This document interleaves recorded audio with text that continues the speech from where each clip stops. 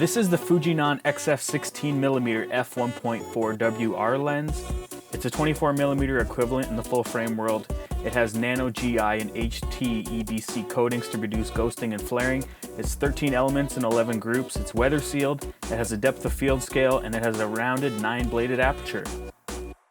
Hey guys, so I got a new video for you today and it's the review of the Fujifilm XF16mm f1.4. And I'm just renting this lens. I didn't buy it. I missed out on the big sale, but I didn't have the money for it. So there was a sale where it was like $300 off last week, and now it's back up to the regular price. But I've had it for a week now, and I've done a couple shoots with it. I'll show some image samples later. I named off the specs already in the intro. One really cool thing with this lens is the clutch that's on it for manual focus, and thumbs up for hard stops. I hope that all the other lenses they come out with in the next years to come all have hard stops, because I love it for, you just know where it is. Like you got your distance marking on here and you know exactly where it is.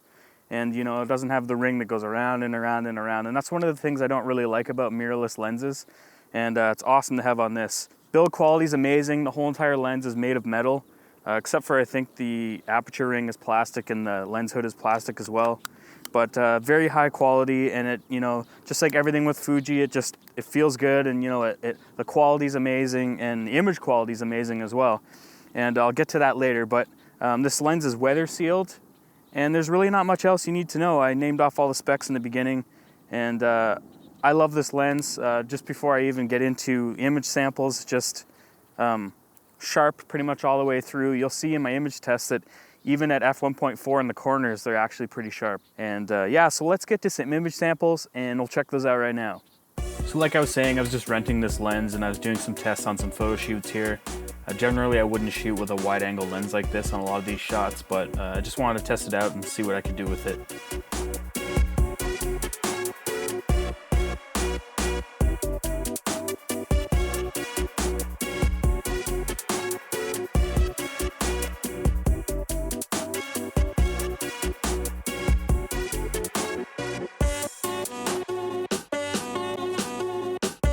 Alright, so no review is complete without a boring sharpness test. And I don't really want to do it with a chart because no one's going to be shooting charts. So the next best thing is a brick wall, because there's a lot of texture and you know, you get your lines and your horizontal lines and stuff like that, and you can really see what the lens is capable of. As well as having a unified like color background, you can see the vignetting around the outside. So let's take a look at those shots right now. Okay, so starting out with f1.4, you can see the vignetting's gone by f2.8. And the lens doesn't change much between f5.6 and f11, and then it gets soft again at f16. So let's zoom into the center, f1.4.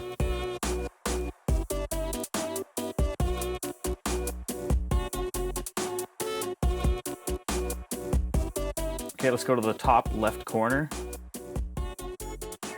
And you can see at f2.8 the vignetting's pretty much gone.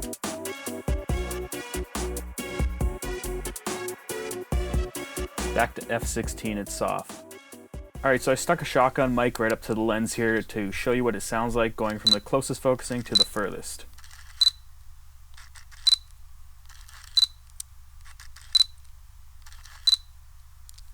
Alright, so that looks pretty good. One thing I usually like to do with a wide angle lens is shoot with a sun star, and this has a rounded 9-bladed aperture, so let's take a look at that and see what that looks like.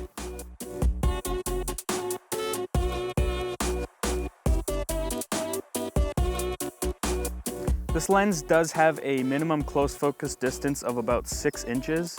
And you know, it's not macro, but it's also a wide angle lens. And the nice thing is about having an f1.4 aperture and being able to get up 6 inches is that the background's just completely blown out. So I just took a shot tonight of that and I'll show you that right now.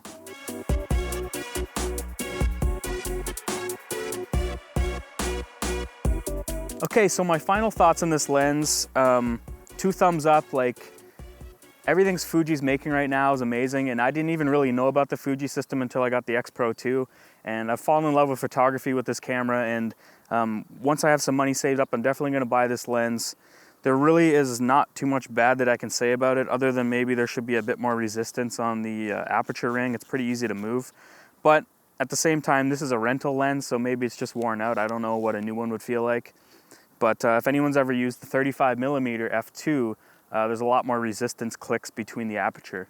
All in all, I have nothing really bad to say about this lens. It's sharp. There isn't too much distortion. In the sharpness test, you can see a little bit of distortion in the horizontal lines, but you can fix that in post, so it's not that big of a deal. This is by far one of the best 24mm equivalent lenses I've ever used. I did a review on the baddest 25mm f2, and I would say this is right up there with that same quality. Actually, it's better because the build quality is a lot nicer, but the image quality is about the same. So I want to talk about bokeh pretty quickly. Since it is a 9-bladed aperture, you get nice round bokeh balls when you're wide open at f1.4. If you can even see them because it blurs the background so much. But it's a really awesome lens, and like I said, I give it 2 thumbs up.